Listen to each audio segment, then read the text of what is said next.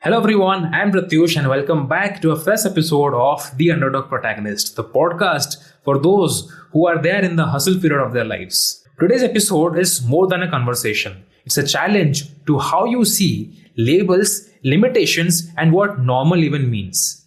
Today we are joined by Sam Mitchell, a motivational speaker, entrepreneur, and a fellow host of the podcast Autism, Rocks and Rolls.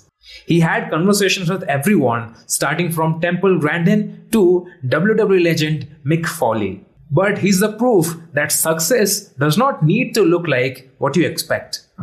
Sam's mission is clear. He's not broken and he does not need to be fixed. And neither do millions of people living with autism. Today, we dive into his journey, the stigmas he's smashing, and why being different can be your biggest strength. So without any further ado, let's welcome Sam to the podcast.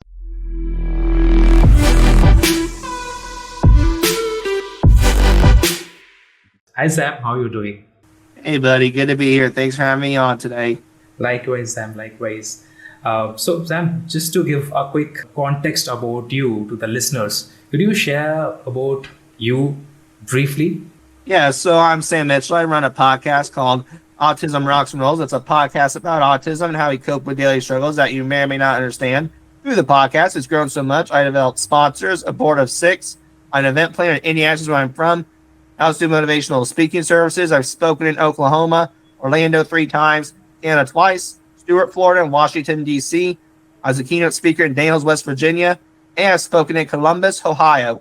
But through the podcast, what I'm really trying to do is change a stigma and a population, like a view on a population that, in my view, gets ignored way too much. Gotcha. So, I know I'm curious, and likewise, many of the listeners might be curious as well. It's such a common name, but it still feels a bit uncommon out of the box. Why did you choose the name Autism, Rocks and Rolls? Why did not anything else? Well, because the autism part is I have it, so it had to make sense. And then the Rocks and Rolls is because I'm a big fan of the rock and roll genre music. Rock and roll music genre. I have like bands like AC/DC and Nickelback. Those are a tie for my favorite ones. And then ones like Motley Crue, Elvis Presley, Papa Roach, Scars. I'm trying to think of who else here. Anthrax. Gotcha.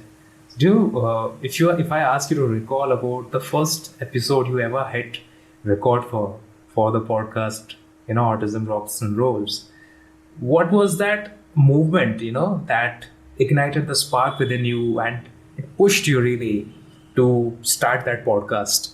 The first episode was a test run. It was just an introductory about myself and who I am and how you can get to know me pretty well.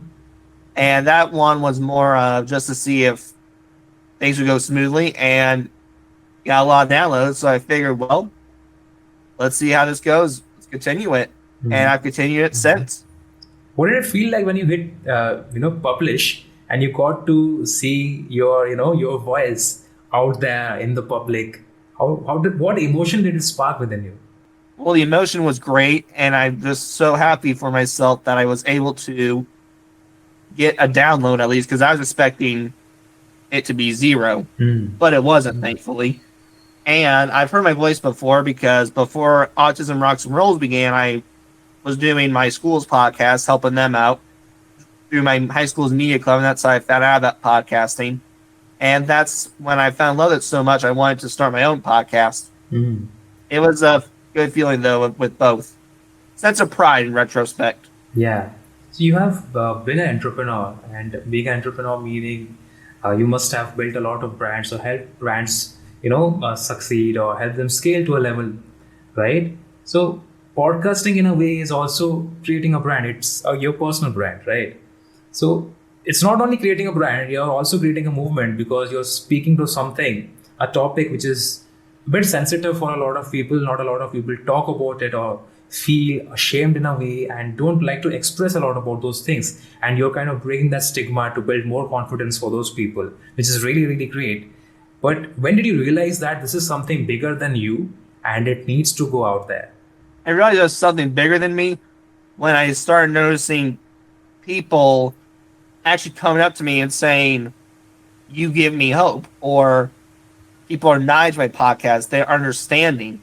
They're turning into the leaders themselves because I'm just the guy giving resources. They're the ones taking it for what it is, and they're actually getting help and feeling better about themselves because of my resource. It was really over time. It wasn't really a specific time frame, though. Okay. Do you have any love for entertainment or any love for that creative energy that you see in people? Yeah, I definitely have a love for that energy because it's showing that I'm doing something right. And I've always wanted to help out the world, but never had the opportunity to until I started Autism Rocks and Rolls. Yeah. For a lot of people, living with any sort of boundaries or any sort of ailments, or maybe not that, maybe even a limiting belief feels like a blockage, and that limitation makes them or keeps them from doing anything special or going out of the way. But once you are stepping out of your comfort zone, doing something, achieving something, it feels like a liberation, right? So for you living with autism, how did that shift of narrative came to be from limitation to feeling like you have achieved liberation now? From limitation to feeling the word you just said, I didn't understand it, but the word I would say I stopped feeling limitation is in my personal journey when at 16 years old I quitted people pleasing, and after I decided to stop people pleasing, my life changed. I became more confident in myself. I grew a podcast. I got more friends in my world, and I was able to just talk to people without shaking. Is there anything that often gets misunderstood about autism? Yeah, we're broken people. There's a population of autism, and there's a reason why it's called a spectrum, that everyone on the spectrum is at one end of the spectrum, Right. and it's not everywhere. Here's my example. So we have person A named Hamilton, for example. Hamilton is on what society calls low functioning. I hate that term because I think it's too harsh. He has a mindset of a 3-year-old. He's what everyone thinks autism is. Neurologically, he can't go to the bathroom on his own. He can't brush his teeth on his own. He can never be able to drive a car. He has to live at home.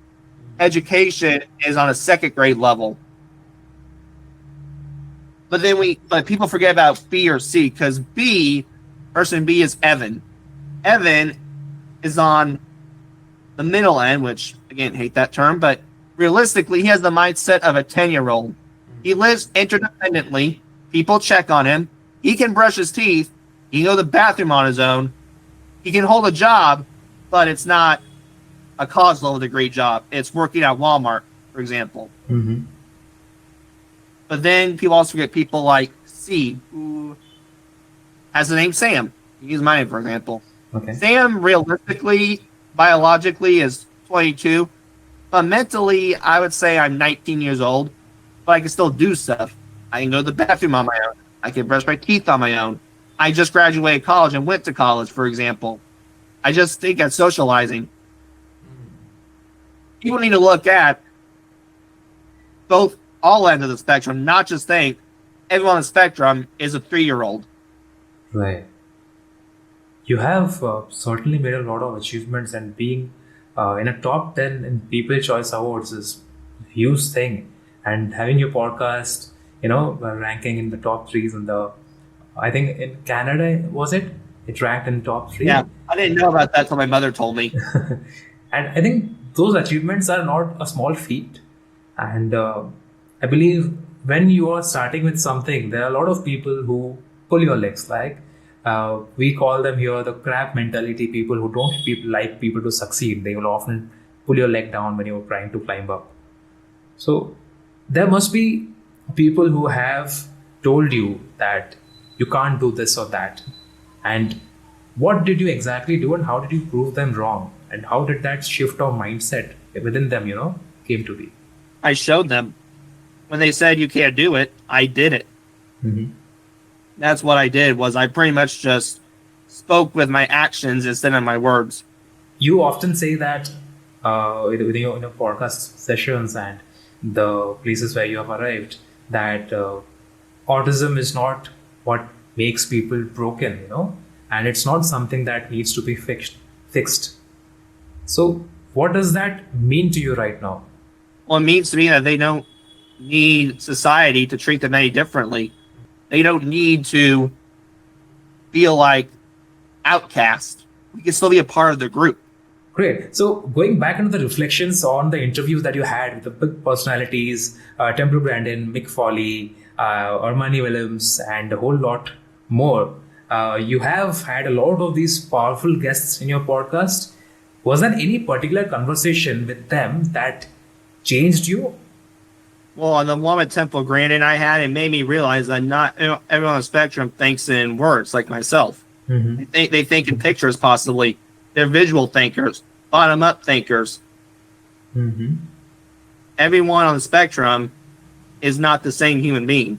It's kind of like what Temple said earlier in her life. When you meet one person with autism, you met one person with autism. And what of these guests taught you about confidence and living in a community? Well, that guess really wasn't much with confidence as it was the way those with autism think. The confidence was in myself. Mm-hmm. Because after seeing it didn't work for 15 years of mine, I just had to change or I wouldn't have made it in this world. I wouldn't be going to college or graduating recently. No way if I didn't change my ways or make a difference in my life somehow. Oftentimes what happens is that when we are conversating with someone, it's mostly on the surface level, right? And being a podcaster, you need to ask deeper questions. You need to have that deeper connection with the people. So how do you prepare for those conversations that go deeper than most? I dissect. The way I call it is I go into the interview by doing research on people. If you were my guest, I would ask about your podcast for sure. I'm the underdog protagonist. Mm-hmm. But then I try to find you on other media platforms or see if you've done any other interviews, and then just dissect follow-up questions or dissect questions I had about that particular topic. Mm-hmm. And how do you come up with these questions? I come up with the questions through my mind, or sometimes I've used AI before, but I try my best to avoid that because I want it to be my own work. But if it comes down to it, I will use it for ideas. Okay, I just want to go a little back and talk about what life has been, in your teenage years when you were in school and, having friends, doing activities, playing sports. How's that era or that phase of your life like? It was probably one of my favorite times in my life because I got people for the first time in my life and I felt secure. I felt safe and I knew who I could rely on. And do you have any cousins? Do you have a small family or do you have a nuclear family, a big family? If you mean intermediate family, it's just me and mother and father. But if you mean extended family, I got a lot of cousins on one side of the family. Do they live nearby? They live in New York, some in Indiana, but just due to busyness, we don't get a lot of time to see each other. My best friend is my cousin who goes back and forth from Tennessee to Indiana. And then my other friend is pretty much like my brother, but just because of busyness, we don't get to chat a whole lot. But we definitely still make time for each other. If I talk about my life in my teens, I was kind of an introvert. If I have a group of friends with me and they get to connect with a new guy or girl, certainly because we are a group, we get to know about the new person there. But I was never the person who, went out of the way and connected with new people. So consider myself as an introvert. So I'm very introverted at first, but once you get to know me, I become very extroverted. Once you get to know me, I become more comfortable. I like to joke and say it's kind of like a stray cat turning into a domestic cat. At first, I'm very timid, not afraid to run away from you. But once I get used to you and get a grip on who you are, then I'm ready to rub against your leg. Yeah, likewise. I mean, you get to show your true self when you're trusting people, when you're with your tribe, right? And I feel the same way when I'm with my cousins, I'm with my brothers and sisters, and they just make me feel like I'm belonging there, right? Right. You know, a lot of people have become friends with family. A lot of people said, "Oh, my mom's their best friend. Oh, my dad's their best friend." I have a hard time with that because I'm very old school, and to me, I don't think that's appropriate to consider your mom or your dad your best friend. Yeah, I mean, there's a generational gap. They might feel something. They will act like your friend, but not really. They're eventually your parents, right? No, and that's why at the end of the day, they're your parents who have changed your diaper, Yeah. discipline you, and I can't be friends with someone who's literally had to clean up after me. Yeah. Wait, so let's kick it up a notch. Let's talk about the hustle that you have felt or experienced, and the way you have shaped the story, and the way you interact with people, and the way you look at mental wellness. Do you ever feel the pressure to perform in a certain way because of the platform that you have built? I've had to perform in a lot of ways. I've heard from people who have listened to my podcast, I speak way too fast, and I have a hard time with slowing down. But it's also because I have ADHD. And there's a big science research study because I had a hypothesis that people with ADHD speak fast. Turns out I was right. There's a whole science behind it. I can relate because I also speak fast a few times. I try to slow down when I hit record, again, stop the recording, play back the footage and see like, oh, I was fast. I need to re-record it. So yeah, I can totally relate to that. I mean, I am also one of those guys who have been diagnosed by ADHD. It was not a doctor, but self-diagnosed with AI. I don't know if that counts or not. But anyways, this toll that you have on your mental health is something that people don't check for often, and it's great that you have done it at your end. But I'm really curious on how you maintain that mental clarity while ensuring that your well-being is preserved as a creator. I try to, when I can, at my utmost, I can when I'm peopled out, as I call it, is not be around people in certain crowds. I have to prepare for it. So going to a concert, for example, I can do it.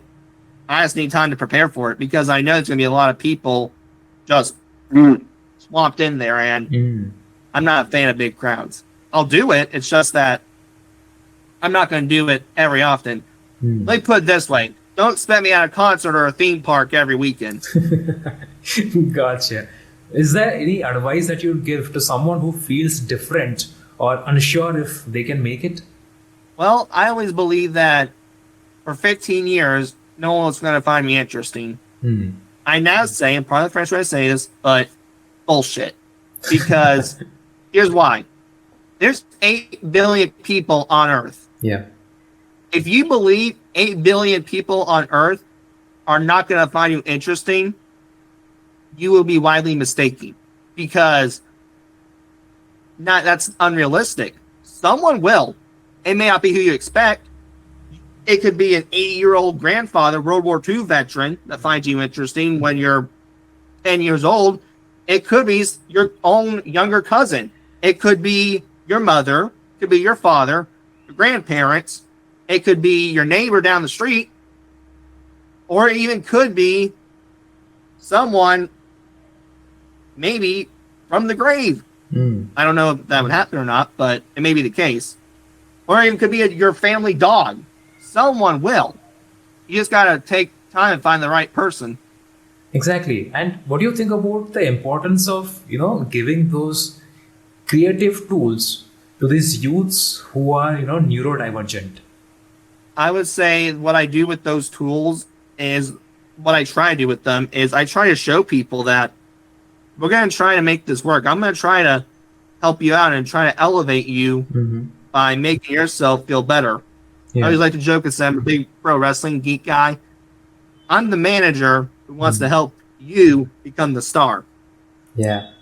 And I've seen a lot of people who make fun of autism. I know it's really blunt and wrong in a lot of deeper levels, but I have this thought in my head that whenever they bully such people, they always bring up this topic that seek therapy or diagnose in a way. What are your thoughts on that? Well, my thoughts are, I think it depends on what you're using it for. I am anti-cure against autism. I will never believe in curing autism. That's not my goal. A lot of people have had different views on mine. I actually have a friend who shall remain nameless who is very old school and believes it would be great to cure autism. I'm not that person. I believe that if you're doing therapy or you're taking medication, it needs to be to improve on a behavior. I know a lot of people with autism have anger issues, and they've been bad anger issues. Like they kicked walls before, and it's made a hole in the wall. Oh. If do I believe that needs to be cured? No. But do I believe that needs to be enhanced and improved with medicine or therapy? Yes. From transitioning from being a simple podcast host to getting a stage on TEDx and then to the People's Choice Awards, what has been the most meaningful win so far? I would say the most meaningful win of what I got to do is just make people feel better about themselves. Show people that the way you think or the way you're being different is phenomenal, actually. You're the one that stands out from the pack. You're not doing what everyone else is doing. You're marching to your own beat. And in my view, that is what is the best part, is showing people these differences or these quirks make you a better human being, not a worse human being. Was there any movement where you have felt like you are getting a lot of doubt or fear and you need to push through? What's that behind the scene looks like? I mean, with doubt and fear, I worry about that every day because I'm afraid people won't listen to this or they're not going to care one day. And autism will go back a few steps and we're not any more aware of it. It's just like, oh, you're autistic. See you later. Oh. I get nervous about that because in today's world, I believe we're aware of it. We're just not accepting of it. And that's my goal too, to get to autism to be accepted. I said this in a recent episode of my podcast, right? I was comparing broadcasting to autism. One of the things I said was autism is a great cause. Awesome, but I want it to be where it's not just a great cause. I want it to be where it's an everyday fact of life. I mean, there must be moments where, well, let's forget about the moments, but I just want to touch down on the achievements you have made so far. And there must be times where you have dealt with obstacles and you have certainly pushed through to get where you are right now. When did you finally say to yourself that I have made this far, now I'm proud of myself? I'd probably say the moment I made it this far and when I was proud of myself was when I saw the TEDx talk I was nominated for, because I got nominated for people to actually listen to me. For 15 years, no one wanted to. Now they're wanting to. That's not a revelation. I don't know what is. Absolutely. I mean, how does this nomination really works? Because certainly I have not been nominated ever to speak at TEDx. So I'm just curious about the dynamics of it. Like, how does one get nominated? What's the criteria for it? Or do people, vote for a person to get on the dais and speak something? People have to nominate you. People have to literally nominate you and tell TEDx corporate or TED Talk people, hey, I think this guy would be a great speaker. Here's why, yada, yada, yada, yada. Wow. So is there a forum that you have to fill to, I think there is a form to fill out. I just don't remember where it is. Oh, gotcha. So let's talk about the future, okay? The plans, the dreams, and the mission that you're, chasing after, or it's ongoing right now. What's the next thing for you? Maybe for the podcast as well. I would say the next things for me coming down the pipeline is, man, I got a lot of things going on. Obviously, here this weekend I'm gonna be a vendor for the Hall of Heroes Comic Con, Oh, and it's kind of like a superhero convention almost for comic books. And I figured that'd be a great way to show people with autism have superpowers. I'll be speaking to HR people next month, mhm. and I have a couple of conferences coming up in November. They're special education conferences. One is in Oklahoma City, the other is in Wisconsin. But what I hope for is when I do these events or these engagements, I want to show people those with autism can make it in this world somehow. Or they may not be able to move out of their mom's house, but can they go work at Walmart? If you give them the right resources, yeah. So, do you watch a lot of anime or do you read comic books? How does that interest towards, Comic Con came to be? Well, it was kind of a funny story. So when I was a little bitty boy, I think not little bitty, maybe a kid, I actually went to this place where it's at. It's called the Hall of Heroes Museum. Mm-hmm. And at that point, they were kind of a warehouse, nonprofit. However, since then, they've expanded. And when I learned they had a Comic Con, I kind of figured in my brain, well, since those with autism have superpowers, this would be a great place, in my view, to kind of talk about what superpowers those with autism have. And I just think in general, this is just my opinion, there's certain things those with autism certainly like. So professional wrestling, in my view, from my experience, this may not be true, there's a whole population of people with autism who like professional wrestling. I think, in my opinion, it's the same thing with comic books. Now, it may not be true, but we're going to give it a try and see. I have certainly enjoying this conversation, Sam, but I'm afraid we are almost at the end of our segments. So I must ask you this, that if there's one thing listeners can take away from your story, what should that be? Well, I just think this is not words of wisdom. This is the truth of life. If the world could be nice and not act so stupid, I think we get along so much better, man. Don't you think? Absolutely. The road's never easier, but you got to push through, right? Yeah, it's all you can do. Yeah, If you can't go around the storm, all you got to do is go in the storm, or you're going to be stuck at point A. absolutely. So we have got a little bit time to spare, so I'll propose you this. How about a rapid fire round with you and me? Let her rip, man. So the criteria is you need to go fast. I mean, not talk fast, but answer fast. And and we need to finish every question within a minute. Yeah? Okay, I'll try my best.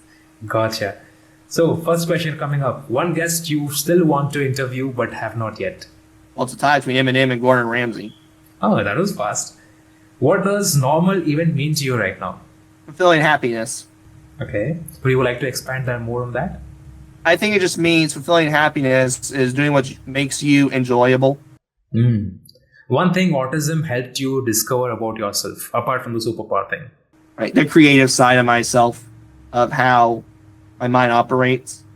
And if your podcast had a slogan beside your name about, let's forget about the music part, about rocks and rolls, what would it be? Man, I would say the slogan is, it's in the name, Autism Rocks and Rolls. That's the thing. No rocks and rolls. What should it be? Aw, dang. Autism should keep rock and rolling. That's a clever way to put it. Gotcha, Sam. Do you have any final message for the people who don't feel like they fit in? Well, I would always say they don't feel like they're not hanging in there. Hang in there. Someone's going to find you interesting, as I said earlier.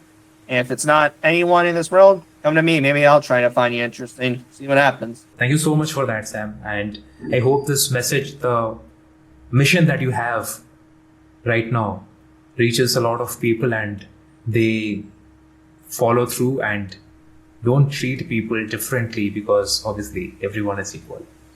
Right. Thank you again, brother. Had a fun time. Likewise. Do you have anything you want to share to our listeners? Where to find you? What you usually do? And Okay, I can go into that real quickly. I'm not a hard guy to find. If you Google me in your search engine optimization, don't do Sam Mitchell because you get a basketball player, and trust me, I'm eating too many cheeseburgers to be a basketball player. But anyway, if you Google search Autism Rocks and Rolls, I'll pop up. Not a hard guy to find. I'm on your favorite media platforms. Got a website, autismrocksandrolls.com. Got the whole shebang, my friend. Thank you so much for tuning in. I hope this episode inspired you or offered you a fresh perspective. I'll leave links to Sam's social down the description for you to go and check it out and connect with him. Listen to his podcast, Autism Rocks and Rolls. The same links can be found in the description as well. I'll catch you in the next one, but until then, take care.